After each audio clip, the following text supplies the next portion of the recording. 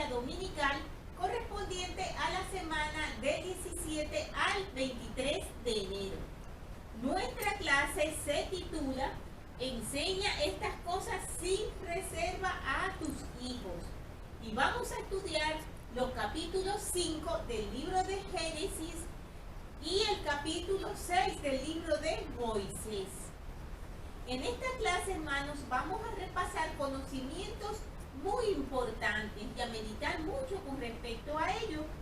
Uno de esos conocimientos que vamos a repasar es que Dios nos llama a hacer su obra a pesar de nuestras creencias e insuficiencias.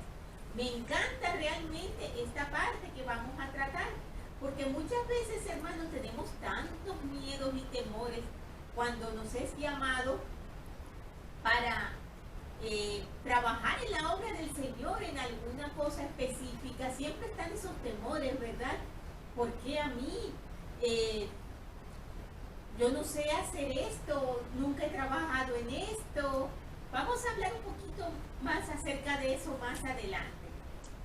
Tenemos también que otra cosa de la que vamos a repasar es que la fe, el arrepentimiento, el bautismo y recibir el Espíritu Santo nos preparan para regresar con Dios. Algo muy básico, hermanos, pero que fue una de las preguntas que le hizo Adán al Señor acerca de estas cosas. Y lo que mencionábamos antes, acerca de ese miedo y de ese temor a los llamamientos y a participar en la edificación del reino de Dios, es algo que nos ocurre a nosotros, pero que les ocurrió también a grandes profetas como al profeta Enoc, que vamos a hablar de eso más adelante. Y otra cosa que vamos a repasar es acerca de la gran importancia que tiene el de enseñar a nuestros hijos el Evangelio. Lo dice el propio título de la clase. Enseña estas cosas sin reserva a tus hijos. Eso es bien importante, hermanos. Entonces, vamos a comenzar con la lección. Tenemos que en el capítulo 5 de Génesis, recordemos que estamos en el Antiguo Testamento, nos mencionan en la parte de arriba del capítulo, antes de comenzar, las generaciones de Adán son Adán, Set, Enos, Cainán, Mahalalel, Jared, Enoc, quien caminó con Dios. Allí se especifica bien porque cuando hablábamos de las generaciones de Caín, escuchamos un nombre como Enoc. Escuchamos ese nombre y a lo mejor nos confundimos pensando, pero Enoc era de la posteridad de Caín. No se trataba del mismo Enoc. Tenemos Matusalén, Lamé y Noé, quien engendró a Sem, a Cam y a Jafet. Estos capítulos son muy bonitos, hermanos. Parece muy tedioso escuchar hablar de que este hermano fue el padre de este y este otro, pero es algo bien bonito que yo les invito a que lo lean con mucho detenimiento en su hogar, ya que aquí no podemos abarcarlo todo, pero vamos a mencionar algunos. Nos dice en el primer versículo, este es el libro de las generaciones de Adán. El día en que creó Dios al hombre, a semejanza de Dios lo hizo. Como cuando estudiábamos al principio del Génesis. Tenemos que en el versículo 3 nos dice, y vivió Adán 130 años, y engendró un hijo a su semejanza conforme a su imagen, y llamó su nombre Set. Veremos que Set fue un nombre muy especial. Y fueron los días de Adán después que engendró a Set 800 años. Y engendró hijos e hijas. Y fueron todos los días que vivió Adán 930 años. Y murió. Y vivió Set 105 años y engendró a Enos. Y fueron todos los días de Set 912 años y murió. Y vivió Enos 90 años y engendró a Cainán. Y fueron todos los días de Enoc 905 años y murió. Y vivió Cainán 70 años y engendró a Mahalaleel. Y vivió Mahalaleel 65 años y engendró a Jared. Y vivió Jared 162 años y engendró a Enoc. Es decir, el padre de Enoc es Jared. Por lo cual Enoc es del linaje de Set. Entonces nos dice, y vivió Enoc 65 años y engendró a Matusalén. Hemos oído hablar mucho de Matusalén, ¿verdad? Ahora vamos a detallar un poquito con respecto a él. Y nos dice, y caminó Enoc con Dios después que engendró a Matusalén 300 años y engendró hijos e hijas. Y fueron todos los días de Enoc 365 años. Caminó pues Enoc con Dios y desapareció porque se lo llevó Dios. Y vivió Matusalén después que engendró a Lamec 782 años y engendró hijos e hijas. Fueron pues todos los días de Matusalén 969 años y murió. Y vivió Lamec 182 años y engendró un hijo y llamó su nombre Noé, un gran profeta, diciendo, este nos aliviará de nuestras obras y del trabajo de nuestras manos a causa de la tierra que Jehová maldijo. Y siendo Noé de 500 años engendró a Sem, a Can y a Jafet. Algunas cosas que podemos mencionar acerca de esta genealogía que se presenta en Génesis, hermanos, es que vemos allí la importancia de la obra de historia familiar.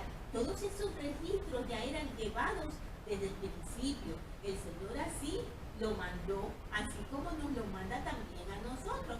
Como si no sabríamos toda esta genealogía, como si no sabríamos cuál era el linaje de esos profetas que estamos estudiando. Eso es importantísimo. Vamos a mencionar algunos detalles. Por ejemplo, con respecto a Enoc. Sabemos que Enoc fue un profeta. Y tenemos que unos 500 años y 4 generaciones después, de acuerdo con el libro de recuerdos de Adán, un hombre llamado Enoc, del linaje de Set, fue llamado y llegó a ser un gran profeta, misionero y reformador. ¿Por qué se necesitaba tanto un profeta en ese momento? Se necesitaba grandemente la fortaleza, la ayuda de un profeta que también ayudara, porque había mucha iniquidad. Recordemos que anteriormente hablamos de Caín y de las varias generaciones de Caín que iban siguiendo sus pasos de iniquidad y que amaban más a Satanás que a Dios.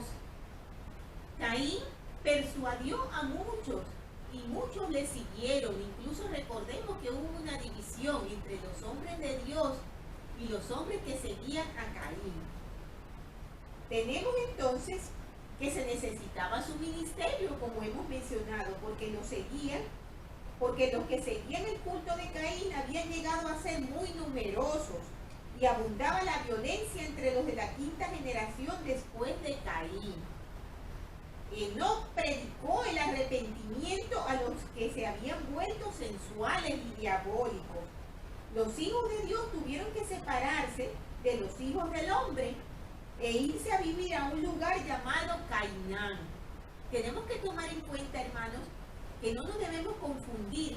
Cainán no es lo mismo que la ciudad donde había tanta iniquidad, Canaán. Son dos ciudades distintas. Estos parecen detalles sin importancia, pero que a veces nos causan un poco de confusión y por eso es importante aclararlos. Entonces, Enoc tuvo éxito en su lucha contra las maldades del tiempo que le tocó vivir, para lo cual había sido llamado a combatir. Sobre eso vamos a leer en Moisés 6, del 27 al 29. logró establecer una sociedad digna llamada Sión, que significa los puros de corazón. Otra cosa que podemos resaltar del Génesis es acerca de Matusalén. Matusalén es un nombre que muchas veces escuchamos y a veces hasta lo hemos tomado a manera de un poco chistoso por la cantidad de años que vivió, que se acercó mucho a los 1000 años, ya que vivió 969 años. Y muchas veces decimos, oh, es más viejo que Matusalén. Pues muy bien, hay algunas cosas importantes que debemos saber acerca de Matusalén. Si examinamos con cuidado las palabras de los patriarcas en el Génesis, podemos ver que Matusalén murió en el mismo año del diluvio. Y entonces, si sabemos que Matusalén engendró a Noé, también podríamos preguntarnos, pero ¿por qué él, siendo un profeta fuerte, él no fue en el arca con Noé? ¿Por qué él no siguió a esas personas que fueron elegidas para ir en el arca? Y muchos incluso han tenido la confusión de pensar que Matusalén era indigno y que quizás había como algo oculto acerca de él en las escrituras, y por eso él falleció justamente el mismo año del diluvio y no tuvo oportunidad de ir en esa arca. Entonces nos dice, han sacado la conclusión de que tal vez fuera indigno. No obstante, el libro de Moisés hace una lista del linaje patriarcal e incluye en ella a Matusalén. Lo tenemos en Moisés 6:23. Y Moisés 8:3 dice que Matusalén no fue llevado a los cielos junto a la ciudad de Enoc para que su linaje pudiera continuar. Matusalén mismo profetizó que de su linaje saldrían todas las naciones de la tierra, es decir, descendientes de Noé. Y Matusalén vivió hasta el año del diluvio.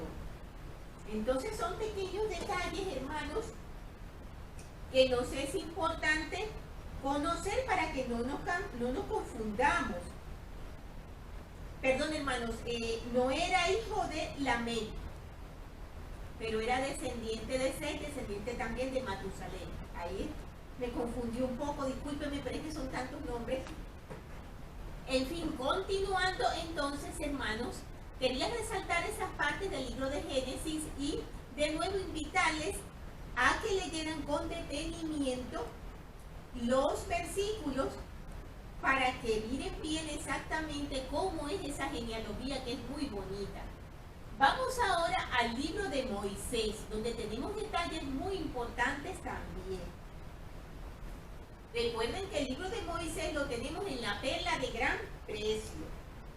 Vamos entonces hacia la escritura, a la perla de gran precio. Y nos ubicamos en el libro de Moisés, capítulo 6. Y tenemos que en el cabecero del capítulo nos dice: los de la posteridad de Adán llevan un libro de memorias. Los justos de su posteridad predican el arrepentimiento. Dios se revela a Enoc. Enoc predica el evangelio. El plan de salvación se reveló a Adán, y éste recibió el bautismo y el sacerdocio. Acontecimientos muy importantes, hermanos, que los tenemos más detallados aquí en el libro de Moisés.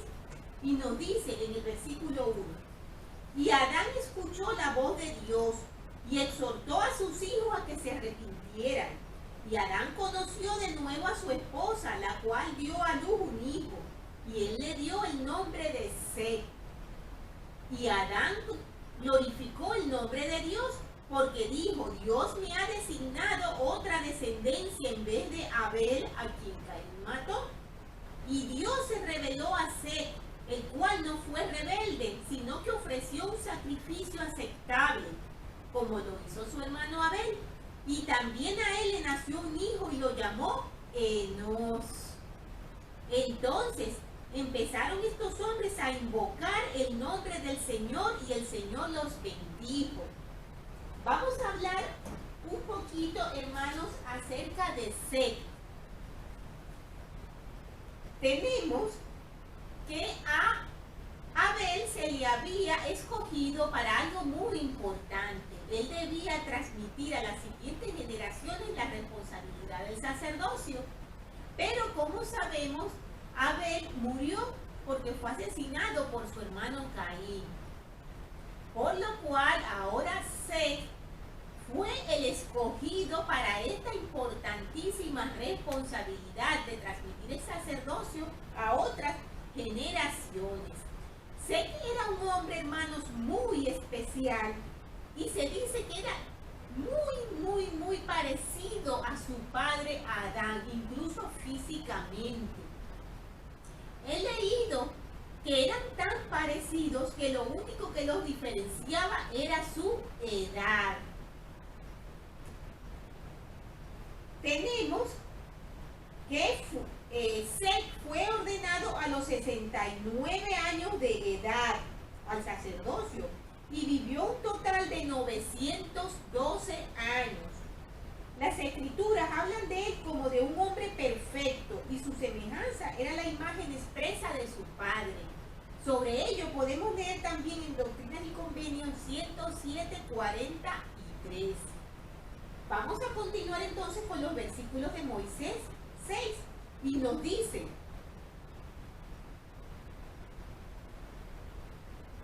y se llevaba un libro de memorias en el cual se escribía en el lenguaje de Adán, porque a cuantos invocaban a Dios les era concedido escribir por el espíritu de inspiración. Y poseyendo un lenguaje puro y sin mezcla, enseñaban a sus hijos a leer y a escribir. ¿Cuál era ese lenguaje, hermanos? Ese lenguaje era el lenguaje adámico. Esas primeras personas, nuestros primeros padres, Adán y Eva, esas personas hablaban el lenguaje de los dioses, el lenguaje celestial puro, como nos dice allí. El Elder Bruce McCunkie nos comenta lo siguiente: en el comienzo Dios dio a Adán un lenguaje puro, perfecto y sin profanar. Este lenguaje se le llamaba adámico, ahora desconocido. Era muy superior a cualquier idioma existente en el presente. Por ejemplo, el nombre de Dios el Padre en ese lenguaje original es hombre de santidad, lo cual significa que es un hombre santo y no una vaga esencia espiritual. El primer idioma que hablaron los seres mortales fue la lengua celestial de los dioses, o una adaptación de la misma según haya sido necesario para satisfacer las limitaciones de la vida terrenal.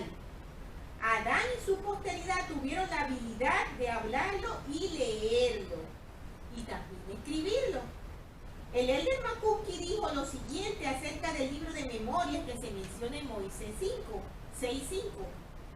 Desde el comienzo el Señor proporcionó un lenguaje y dio a los hombres la facultad de leerlo y escribirlo. Lo primero que escribieron y que de todos sus escritos fue lo de más valor para ellos fue un libro de memorias. Un libro en el cual registraban las revelaciones que el Señor les daba sobre sí mismo, acerca de su venida y del plan de salvación, el cual tendría fuerza y validez en virtud de su expiación. Y ese fue el comienzo de las Santas Escrituras. Algo bien importante, hermanos, para que sepamos cómo todos esos conocimientos tan importantes no datan únicamente de mucho más adelante de la creación de nuestros primeros padres. Datan desde nuestros primeros padres, cuando ya a ellos se les fueron dando esas revelaciones y fueron escritas en esos libros que llaman libros de memoria. Continuando entonces con los versículos, tenemos que nos dicen: ahora bien, en el versículo 7, este mismo sacerdocio que existió en el principio existirá también en el fin del mundo. Podemos entonces preguntarnos: ¿cuánto tiempo ha estado el sacerdocio en la tierra? Desde el principio, hermanos, y no tiene fin. Como nos dicen en Doctrinas y Convenios 84:17, El sacerdocio es sin principio de día ni fin de años. El profeta José Smith dijo algo muy importante. Escuchen con atención. Enseñó lo siguiente: el sacerdocio es un principio sempiterno y existió con Dios desde la eternidad, sin principio de días o fin de años. Las llaves tienen que ser traídas de los cielos cuando se envía el evangelio, y cuando se revelan de los cielos se hace mediante la autoridad de Adán. Tenemos que había una organización patriarcal del sacerdocio para entonces. Desde Adán hasta Abraham hubo 20 generaciones del sacerdocio, el que descendió de padre a hijo. Así era en un principio. En Moisés 6, del 8 al 25, se enumeran 8 generaciones que van desde Adán hasta Matusalén. Les invito de nuevo, hermanos, a que la lean con mucho detalle, porque la verdad es que es muy importante todo ello. Y es también un gran gozo saber estas cosas, hermanos. Muchas veces, quizás, se nos escucha hablar del sacerdocio y se piensa que es algo que nos hemos inventado, que es algo que la Iglesia de Jesucristo de los Santos de los últimos días lo ha inventado en algún momento de la actualidad, en las épocas modernas. Y no es así. Como hemos leído, ha existido desde siempre. Y ya nuestro primer padre Adán poseyó el evangelio, el sacerdocio, también el evangelio, evidentemente, poseyó el sacerdocio, y así se ha ido transmitiendo. Esto es un conocimiento realmente importante, hermanos, y que nos habla de ese amor que nuestro Padre Celestial tiene hacia cada uno de sus hijos, al seguir permitiendo que su poder siga representado aquí en la tierra a través de sus fieles siervos y dignos poseedores de su sacerdocio. Continuando entonces con los versículos, tenemos que en el 15 nos hablan de esos tiempos difíciles que se estaban viviendo cuando se llamó a Enoc para su ministerio. Y nos dice: y en aquellos días Satanás ejercía gran dominio entre los hombres y agitaba sus corazones a la ira. Y desde entonces hubo guerras y derramamiento de sangre buscando el poder. Hemos hablado de las tentaciones de Satanás y cómo a través de Caín toda esa maldad se fue difuminando. Continuando, tenemos que en el 21 nos dice: Jared vivió 162 años y engendró a Enoc. Y vivió Jared 800 años después de engendrar a Enoc, y engendró hijos e hijas. Y Jared instruyó a Enoc en todas las vías de Dios. Y esta es la genealogía de los hijos de Adán, que fue el Hijo de Dios con el cual Dios mismo conversó. Y fueron predicadores de rectitud y hablaron, profetizaron y exhortaron a todos los hombres en todas partes a que se arrepintieran, y se enseñó la fe a los hijos de los hombres. Y Enoc vivió 65 años y engendró a Matusalén. Y aconteció que Enoc viajaba por la tierra entre el pueblo, y mientras viajaba, el Espíritu de Dios descendió del cielo y reposó sobre él. Y en el versículo 27 nos dice: y oyó una voz del cielo que decía: Enoc, hijo mío, profetiza a los de este pueblo y diles: arrepentíos, porque así dice el Señor: estoy enojado contra este pueblo y mi furiosa ira está encendida en contra de ellos, pues se han endurecido sus corazones y sus oídos se han entorpecido y sus ojos no pueden ver lejos. Lo que habíamos mencionado antes, hermanos, el ministerio de Enoc ocurrió cuando había una gran iniquidad sembrada en la tierra, y el Señor estaba muy enojado y le hizo a Enoc este llamamiento tan especial.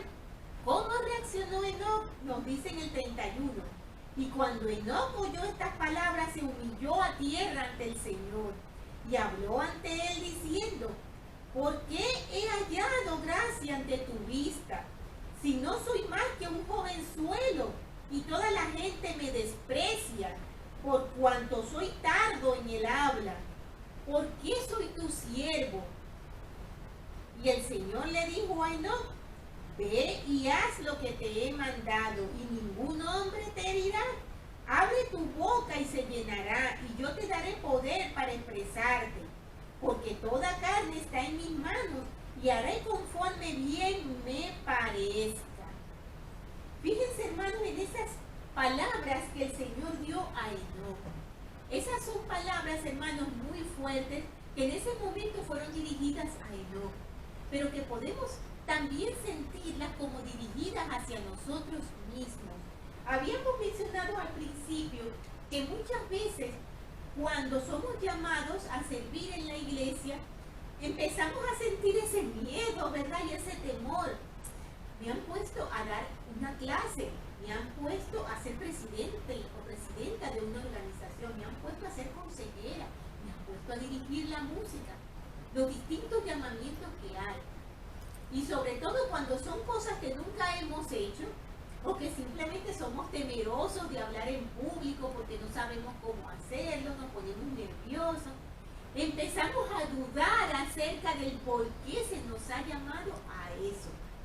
Y muchas veces caemos en el error, hermanos, de pensar: es que el obispo me llamó porque no tiene más nadie, o es que el obispo me llamó porque fue la primera la que vio pasar. No es así, hermanos. Realmente, yo no tengo ninguna duda que cada uno de los llamamientos en la obra del Señor son directamente hechos por Él y transmitidos en revelación a sus siervos. El Señor es quien escoge quién les va a servir, cómo le van a servir, en qué llamamiento vamos a ser ubicados. Y Él sabe muy bien quiénes somos cada uno de nosotros y el potencial que tenemos, aun cuando ni siquiera nosotros mismos lo conocemos. Esto es importante que lo reconozcamos, hermano, y que lo sepamos. Es el Señor quien nos llama, no es un hombre, es el Señor quien nos llama. Y aunque a veces pensemos, es un error, yo no quiero hacer esto, o yo no estoy capacitada para hacer esto, enseguida vamos a hablar de eso, de nuestras capacidades. O esto ha sido un error porque recuerdo a aquel hermano que llamaron para hacer X llamamiento y lo hizo muy mal. Nunca hizo lo que tenía que hacer. Y pensamos, ¿ves? Como si son errores, como realmente los obispos llaman a las personas a dedo y no están eligiendo por nada especial, sino simplemente escogen a cualquier persona. No es así, hermanos. Cuando el Señor llama a una persona, el Señor sabe el potencial que tiene esa persona y la llama a través de hacérselo saber a sus siervos. Ahora, que esa persona no quiera servir como debe de hacerlo, lo haga de manera incorrecta, porque en realidad en su corazón no hay un deseo de servir, no quiere hacerlo, se niega a hacerlo, no es porque haya sido un error, hermanos. El Señor le ha dado la oportunidad de hacerlo. Pero recordemos la escritura tan precisa, tan fuerte a la vez que tanto escuchamos. Muchos son los llamados y pocos son los escogidos. El Señor jamás se equivoca, hermanos. Y tenemos que recordar que cuando tenemos un llamamiento, no es cualquier cosa. No se trata de algo que hacemos en la capilla a manera de diversión y que no tiene ninguna importancia. Es importantísimo, hermanos. Está muy relacionado con nuestro progreso espiritual. Está muy relacionado también con nuestra salvación. Cuando nosotros estamos efectuando un llamamiento, cuando estamos haciendo las cosas que se nos indican en las distintas organizaciones en donde hemos sido llamados, estamos representando a nuestro Salvador Jesucristo en todos esos oficios, hermanos. Estamos representando a Él. Así de delicado y de importante es. Entonces, meditemos en ello y sepamos que cuando somos llamados, no importa para lo que seamos llamados, porque absolutamente todos los llamamientos son igualmente importantes para Dios. Que conlleven más responsabilidades o quizás más cosas por hacer, como por ejemplo las presidencias o los consejeros, no significa que ellos son más importantes que el hermano, por ejemplo, que ha sido llamado para cuidar del edificio, o el hermano que ha sido llamado para dar una clase y que eso no es una clase al mes. No. Todos somos exactamente igual de importantes. Para el Señor, todas las cosas que se hacen en la edificación de su reino son igualmente importantes. Quiero leerles algo que el presidente Monson dijo y que va mucho con ello y que me gusta muchísimo, y dice lo siguiente: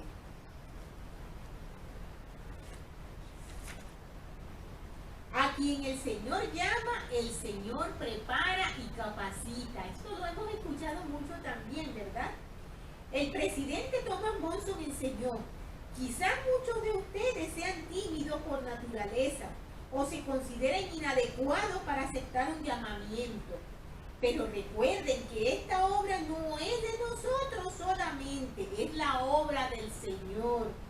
Y cuando estamos al servicio del Señor, tenemos derecho a recibir su ayuda. Recuerden que a quien el Señor llama, el Señor prepara y capacita. Estas maravillosas palabras las tenemos en un mensaje que se llama Llamados a Servir, de la día 1 de julio de 1996. A veces, hermanos, cuando estamos en nuestro llamamiento, sobre todo aquellos que requieren muchas responsabilidades, quizás como presidencias, muchas veces tendemos a estresarnos, tendemos a sentirnos demasiado sobrecargados y de pensar, esto es demasiado para mí, ocupa demasiado tiempo, me siento que estoy siendo como aplastado por esto que me han puesto a hacer. Realmente, hermanos, nuestra fe también requiere sacrificio. No estamos siendo aplastados, hermanos, estamos siendo elevados hacia nuestro progreso. Y debemos tener en nuestros corazones perfectamente grabado que fuimos llamados directamente por el Señor, que estamos en su representación aquí en la tierra, realizando esos oficios tan especiales. Y también tenemos que recordar que el Señor, nuestro Salvador Jesucristo, no solamente nos está ayudando al final de toda esta línea de la mortalidad, cuando morimos, cuando llega el juicio, cuando tenemos su expiación, que siempre vemos todo esto hacia el final. Recordemos, hermanos, de que Él nos lleva de su mano si nosotros nos acercamos a Él en todo el camino. No trabajamos solos, hermanos. No trabajamos solamente para el Señor. Trabajamos con el Señor.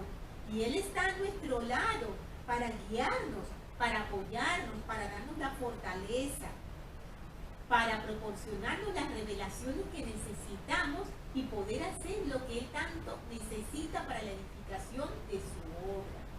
Grabemos todas estas cosas en nuestros corazones, hermanos, y sentamos ese deseo de servirle al Señor, sea cual sea el llamamiento para el que hayamos sido llamados, valga la redundancia. Sé que nos da miedo, sé que sentimos temor. También el Señor conoce nuestras circunstancias, hermanos.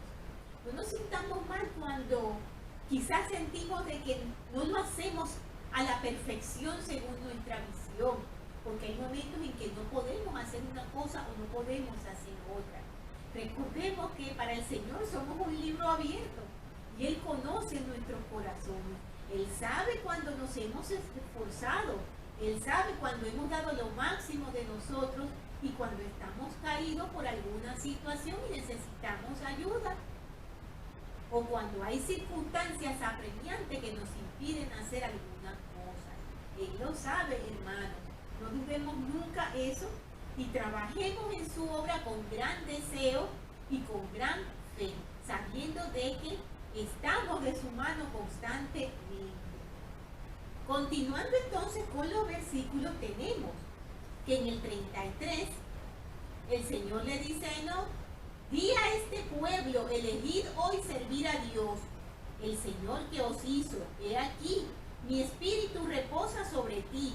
Por consiguiente, justificaré todas tus palabras y las montañas subirán de tu presencia y los ríos se desviarán de su cauce.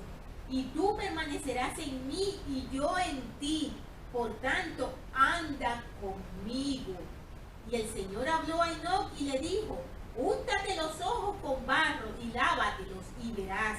Y Enoc lo hizo y vio los espíritus que Dios había creado y también vio cosas que el ojo natural no percibe.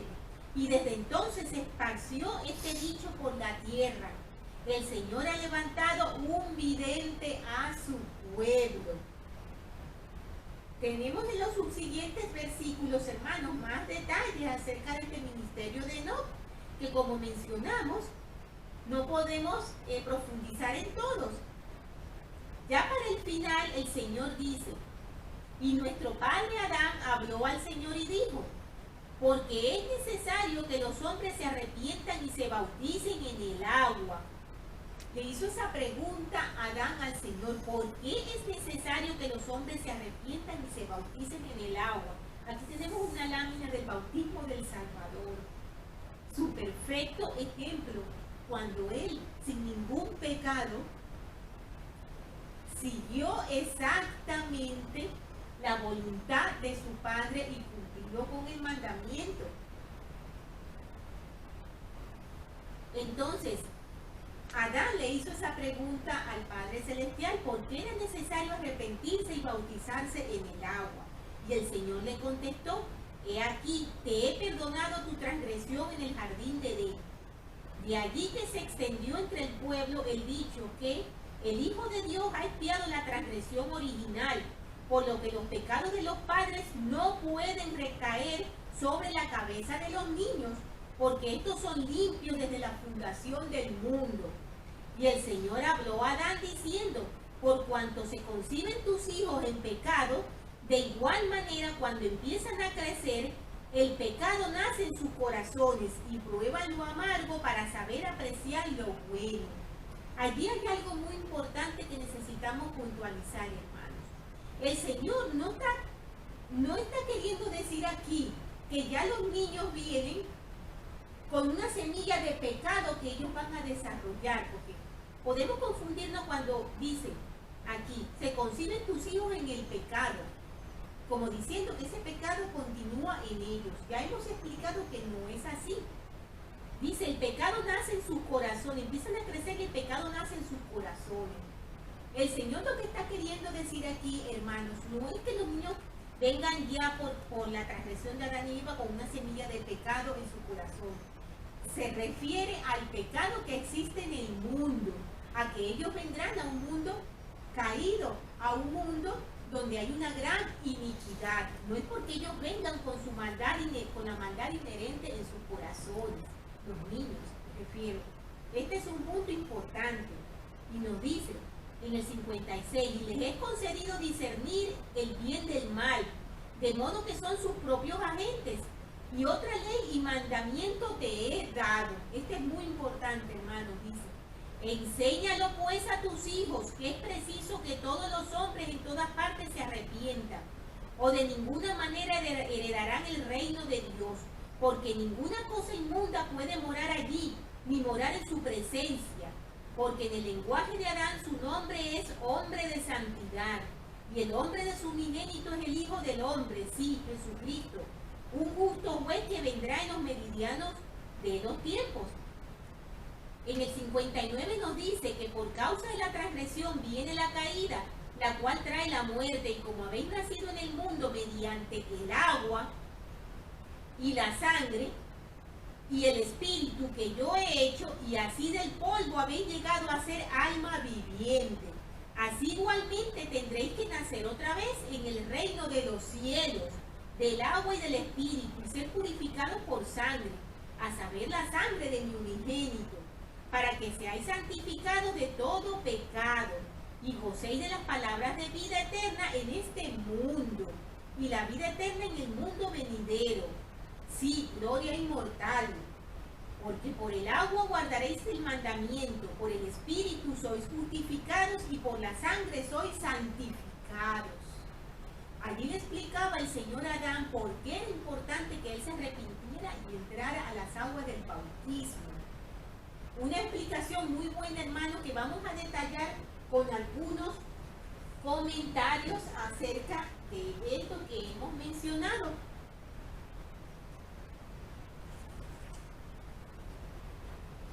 Estos comentarios son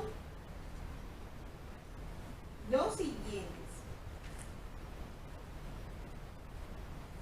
El bautismo no es optativo si uno desea la plenitud de la salvación.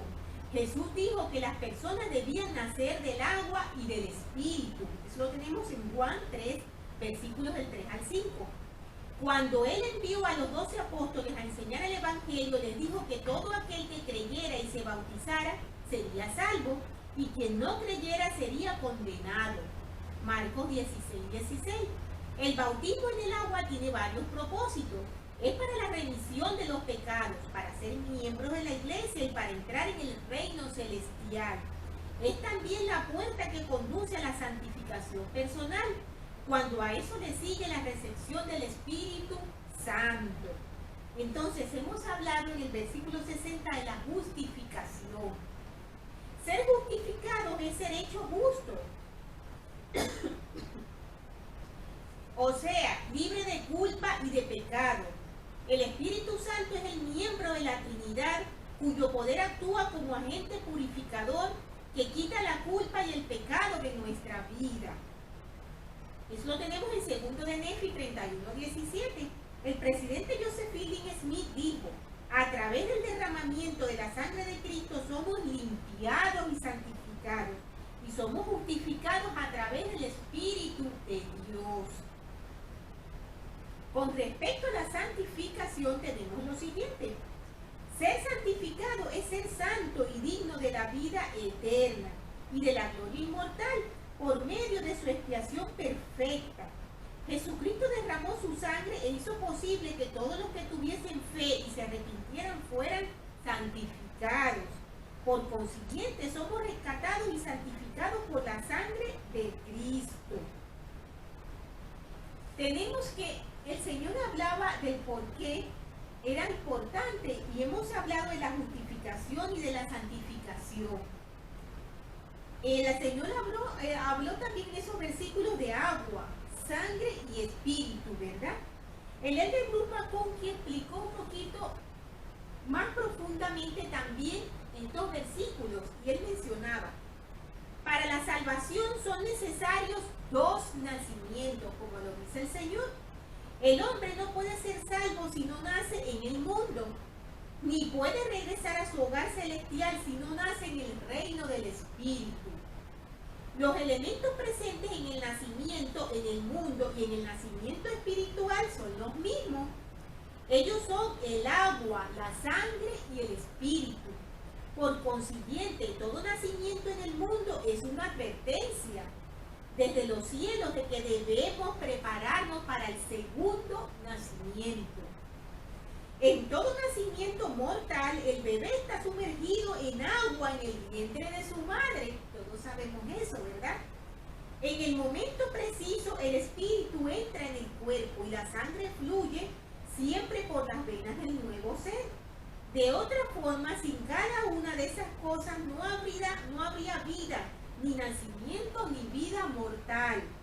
En cada nacimiento en el reino de los cielos, el recién nacido en Cristo es sumergido en el agua, recibe el Espíritu Santo por medio de la imposición de manos. Y la sangre de Cristo lo limpia del pecado. Sin cada una de esas cosas no habría nacimiento por medio del Espíritu, ni una nueva vida, ni esperanza de vida eterna. Esos elementos estuvieron nuevamente presentes en la muerte de Cristo. Él sudó grandes gotas de sangre en el Getsemaní al tomar sobre sí los pecados de todos los hombres. Si estos se arrepentían, la misma agonía y sufrimiento tuvo lugar en la cruz. Fue allí que Él permitió que su espíritu dejase su cuerpo, y fue en ese momento que la sangre y el agua salieron de su costado. Explicaciones, hermanos, bastante profundas de todos estos versículos. Yo les recomiendo, hermanos, que lo lean con mucho detenimiento, porque es bien importante. Y tenemos que ya hacia el final, en los últimos versículos de Moisés 6, nos dice: y cuando el Señor hubo hablado con Adán, nuestro padre, sucedió que Adán clamó al Señor y lo arrebató el Espíritu del Señor, y fue llevado al agua y sumergido en el agua y sacado del agua. Y de esa manera fue bautizado, y el Espíritu de Dios descendió sobre él, y así nació del Espíritu, y fue vivificado en el hombre interior. Oyó una voz del cielo que decía: eres bautizado con fuego y con el Espíritu Santo. Este es el testimonio del Padre y del Hijo desde ahora y para siempre. Y eres según el orden de aquel que fue sin principio de días ni fin de años, de eternidad en eternidad. Estos versículos son hermosos, hermanos. Nunca hemos leído en otros libros acerca del bautismo de Adán. Esto es bien importante.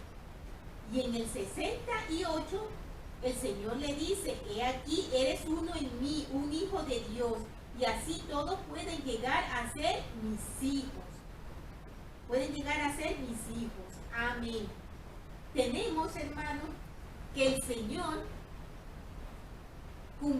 hizo que Adán cumpliera también este mandamiento tan importante del bautismo. Adán conoció el plan de salvación y el Señor le mandó a hacer algo muy importante que también nos manda a hacer a nosotros, a cada uno de nosotros, porque no fue solamente en la época de Adán, sigue siendo perfectamente vigente y con la misma intensidad el mandato de enseñar a nuestros hijos, como nos dice el título: enseña estas cosas sin reserva a tus hijos. Necesitamos, hermanos, esforzarnos en ello. No es algo que podemos elegir hacer o no hacer. No es algo que no tiene importancia y que podemos dejar a un lado o pensar que ellos de alguna manera y en algún momento lo aprenderán. Ciertamente el Señor tiene sus vías para ayudar a sus hijos, pero nosotros tenemos una responsabilidad que tenemos que cumplir, y es enseñarles a nuestros hijos, igual que enseñaron a estos grandes patriarcas, igual que enseñó a Enoc, su padre, a enseñar a ir en los caminos de Dios. Asimismo, nosotros tenemos que enseñar a nuestros hijos. Muchas veces esto para nosotros se convierte en un reto muy complicado y muy duro, ¿verdad? Y pensamos, cuando son niños es un poco más fácil. Aunque a veces también decimos, es muy pequeño, no es necesario explicarle las cosas porque no las va a entender. Ellos son, hermanos, mucho más inteligentes y entendidos de lo que nosotros creemos. Y es importante que desde pequeños ellos reciban la instrucción. No pensemos que no entienden porque sí lo hacen. A su nivel y a su manera ellos lo hacen. Y todo eso va quedando en su corazón y en su mente. Aunque algunas cosas no las comprendan, no significa que no debemos decírselas o explicárselas. Porque ellos, siempre hemos escuchado la expresión, son como esponjitas, ¿verdad? Ellos absorben todo cuando son niños. Y esa enseñanza continúa durante toda su vida. Nunca me canso de repetir, hermanos, por favor, no pongan límites a su papel de padres, no pongan un límite a su papel de padres unido a la edad. No pongan límites a que es mayor de edad y ya yo ahora no debo enseñarle nada, no debo explicarle nada, no debo decirle nada. No, hermano.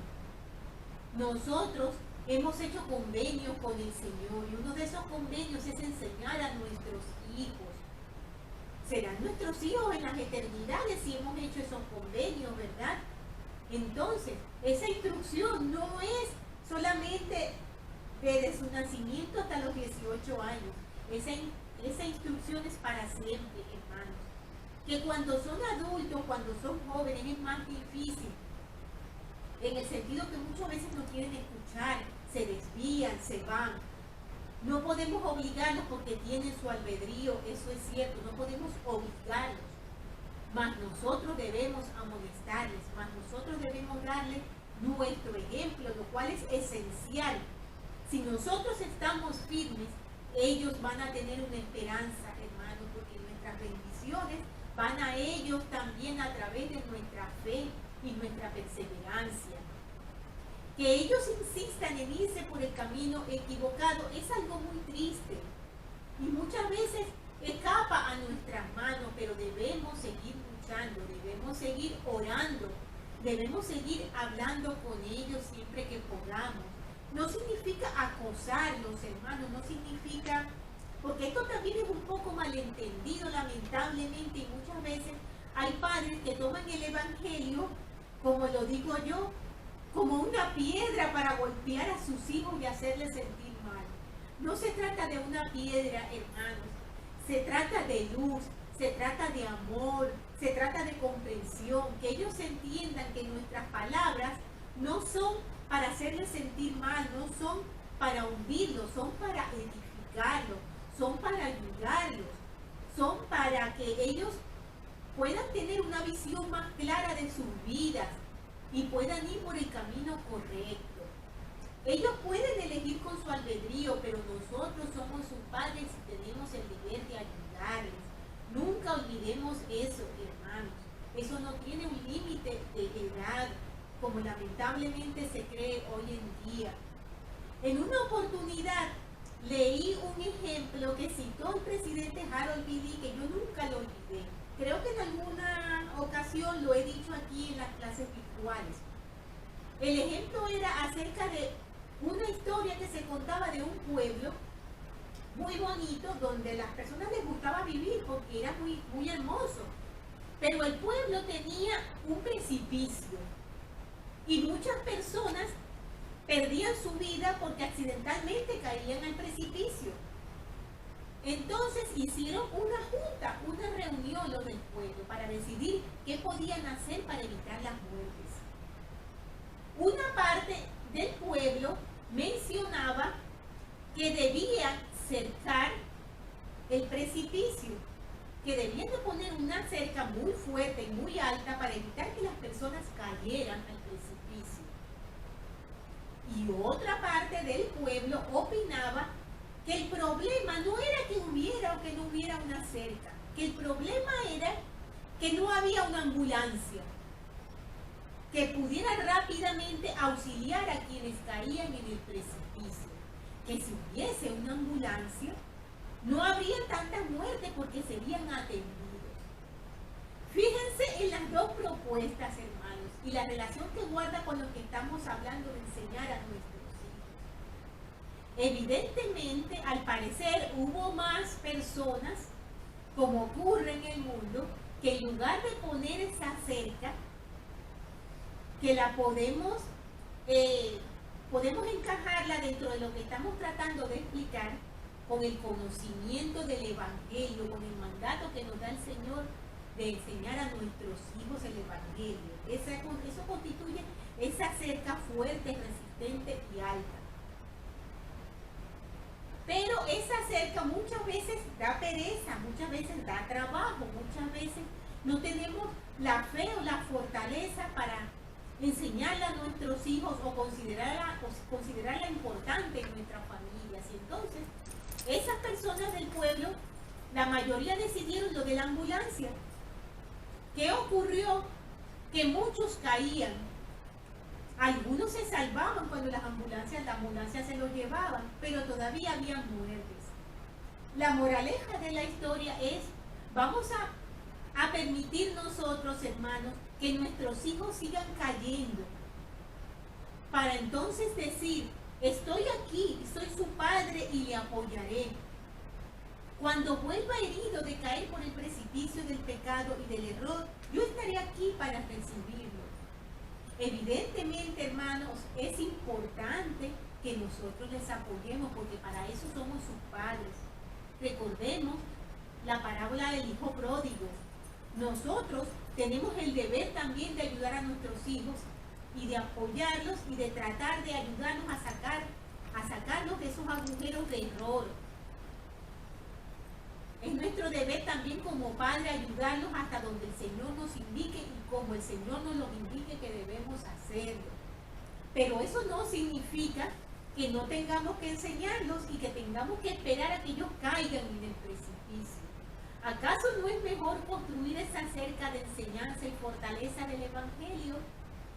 Pensemos en eso, hermanos, y construyamos esa cerca en nuestros hogares. Algunos a lo mejor mencionarán, esa cerca no impide siempre que nuestros hijos se desvíen. Hasta en las mejores familias de la iglesia se dan casos extremos de hijos que se apartan del Evangelio y que hacen una vida en iniquidad. Sí, tristemente hay casos así, siempre los va a haber, pero eso no significa que nosotros nos vamos a desanimar en atender el mandato de nuestro Padre Celestial. Enseñemos a nuestros hijos, hermanos, y construyamos esa cerca lo más fuerte posible para que ellos puedan tener la posibilidad de salvarse de tantos errores. Seamos una luz para ellos, para que ellos sepan hacia dónde tienen que ir y cómo tienen que ir, hermanos, a través de toda esa revelación y todas esas bendiciones que nuestro Padre Celestial nos da como sus padres, porque las tenemos. Tenemos un gran conocimiento, hermanos, y el Señor, al ser padres, nos da mucha revelación y mucha luz adicional, pero tenemos que aprovecharla, tenemos que reconocerla y tenemos que aplicarlas a nuestros hijos para poder ayudarles. Hermanos, por favor, lean esta lección con más detenimiento, lean la genealogía, repasen todo esto que hemos hablado, porque es realmente importante. Yo sé absolutamente que esta es la iglesia verdadera. Sé sin ninguna duda que todas estas cosas que hemos mencionado son verdaderas. Que Adán, nuestro primer padre aquí en la tierra, fue bautizado, conoció el plan de salvación. No me cabe ninguna duda, hermanos, que el Señor nos ama y por eso tenemos todas las escrituras. Por eso tenemos toda la vía preparada para que podamos atravesar la mortalidad, para que podamos volver con honores a Él, porque sé que nuestro Padre Celestial vive y nuestro Salvador vive y nos ama. Sé sin ninguna duda que el bautismo es esencial para nuestra salvación. Y la recepción del Espíritu Santo en nuestras vidas, hermanos, es el don que nos ayuda, nos ilumina, nos protege y nos guía para poder seguir adelante.